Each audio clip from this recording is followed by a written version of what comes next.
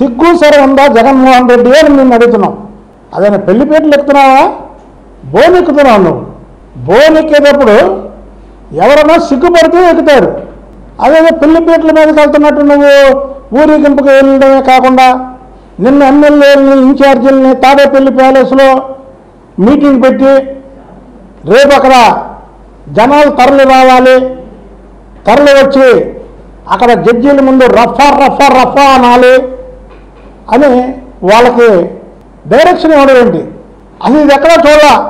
12 సంవత్సరాలు బెయిల్ మీద ఉంటూ బెయిల్ మీద తిరుగుతూ ఈ రాష్ట్రాన్ని రాక్షసుడు పరిపాలించినట్టు పరిపాలించి ఇవాళేదో పెద్ద నువ్వు ఘనకార్యం సాధించినట్టు 6 ఏళ్ళ తర్వాత కోర్టు వాయిదాకి జగన్మోహన్ రెడ్డి వెళ్తున్నాడని నీ సోషల్ మీడియాలో ఏదో పెద్ద విజయం సాధించినట్టు నువ్వు పెట్టడం అనేది నీవు సిగ్గు అనేది ఇవ్వలేదో దేవుడు అన్నావు. నువ్వు అనేవాడు ఇంతవరకు దేవుడు స్క్రిప్ట్ రాశాడని.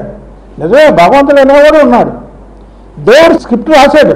ఇవాళ చూసావా, కరెక్ట్గా 11:30కి బీహార్ ముఖ్యమంత్రి నితీష్ కుమార్ గారు ప్రమాణ స్వీకారానికి పేద ప్రజల్ని కాపాడే వ్యక్తులుగా పేదలకి సేవ చేయడమే తండ్రి తనయుల ఆదర్శం. ఎవరైనా తండ్రి తనయులు అంటే చంద్రబాబు నాయుడు గారు, లోకేష్ బాబు గారు. నువ్వు కరెక్ట్గా 11:30కి కోర్టు బోన్లో ఉన్నావు. వాళ్ళు బీహార్ ముఖ్యమంత్రి గారి ప్రమాణ స్వీకార మహోత్సవానికి ఆహ్వానం మేరకు అక్కడికి వెళ్ళారు. ఇది దేవుడి స్క్రిప్ట్ అంటే. నువ్వు అనేవాడు చూసావా, అది కాదు, ఇది దేవుడి స్క్రిప్ట్. 2019లో నువ్వు ప్రతిపక్ష హోదాలో నాంపల్లి కోర్టుకి హాజరయ్యావు. ఒక్కసారి అంటే 2020లో ముఖ్యమంత్రిగా నాంపల్లి కోర్టులో హాజరయ్యావు. 2025 ఈరోజు పులివెందుల ఎమ్మెల్యేగా నాంపల్లి కోర్టులో హాజరయ్యావు. ఇది నీకు ప్రజలు నీకు ఇచ్చినటువంటి తీర్పు. 12 సంవత్సరాలు సాకుతో ఏ సాకులతో నువ్వు కోర్టులను పక్కదారి పట్టిస్తున్నావో, నిజంగా నీకు దేవుడి మీద నమ్మకం అంటే హాజరవు కోర్టులని తొందరగా ఈ కేసుని తేల్చమని చెప్పు. అరే ఏదో ఒక కుంటి సాకుతో వాయిదాలు వేయించుకొని ఇవాళ ఏదో పెద్ద ఘనకార్యం సాధించిన వాళ్ళలాగా రూట్ మ్యాప్ మళ్ళీ ఏది ముఖ్యమంత్రి గారిది నారా చంద్రబాబు నాయుడు గారు ప్రజల కోసం ప్రజా సమస్యలు పరిష్కరించడం కోసం రూట్ మ్యాప్ ఎలాగిస్తారో ఇవాళ జగన్మోహన్ రెడ్డిది రూట్ మ్యాప్. ఆయన రూట్ మ్యాప్ ఇలాగ వెళ్తాడు, ఇటు నుంచి ఇటు వస్తాడు, ఆ ఫ్లైట్లో స్పెషల్ ఫ్లైట్లో వెళ్తాడు, స్పెషల్ ఫ్లైట్ దిగి అక్కడి నుంచి ఇలా బయలుదేరుతాడు. ఇలా బయలుదేరి అసలు ఇంకో పెద్ద విచిత్రం ఏంటంటే 11:30కి కోర్టుకు హాజరవుతారు, 12:30కి బయటకు వస్తారు. అంటే జడ్జి గారు చెప్పాలా బయటికి వెళ్ళే టైము, ఆయన పిలిచే టైము కోర్టుకి. నాకు తెలిసైతే 10:30 కల్లా ముద్దాయి అనేవాళ్ళు కోర్టులో ఉండాలి లోపల.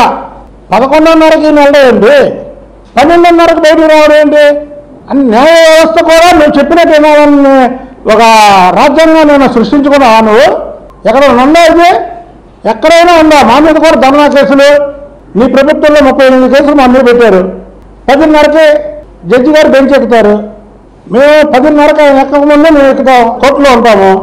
ఆయన 11:30కి పిలుస్తారో 12:30కి పిలుస్తారో లేకపోతే ఒకసారి లంచ్ బ్రేక్ అయిన తర్వాత పిలుస్తారో ఆ టైం చూసుకొని మేము వాయిదాకి వెళ్ళి వచ్చేవాళ్ళం.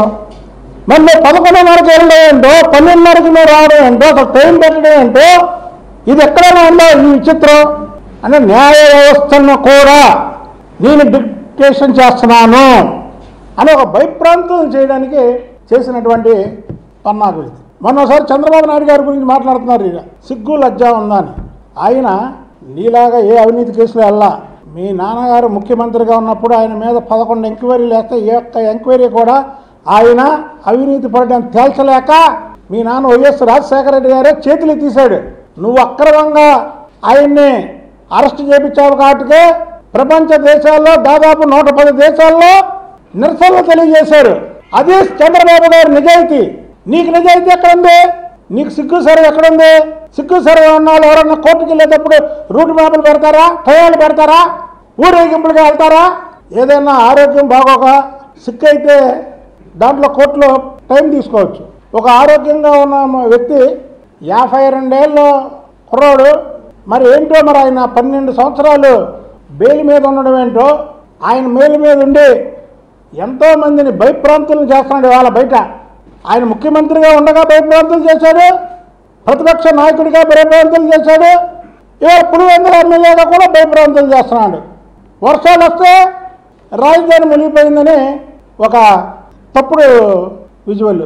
వర్షాలు వస్తే లేదు, ఈ రాష్ట్రానికి పెట్టుబడులు తీసుకురావడానికి ఇతర దేశాల నుంచి, ఇతర రాష్ట్రాల నుంచి ఎవరన్నా పారిశ్రామికవేత్తలు వచ్చి చంద్రబాబు గారు, లోకేష్ బాబు గారు వాళ్ళతో మాట్లాడుతుంటే ఆ ట్రైన్లో ఏదో ఒక అలజడి వాళ్ళని భయపెట్టడానికి. ఇలాంటి వ్యక్తులు అసలు బెయిల్ మీద ఉండడానికి అనర్హులు.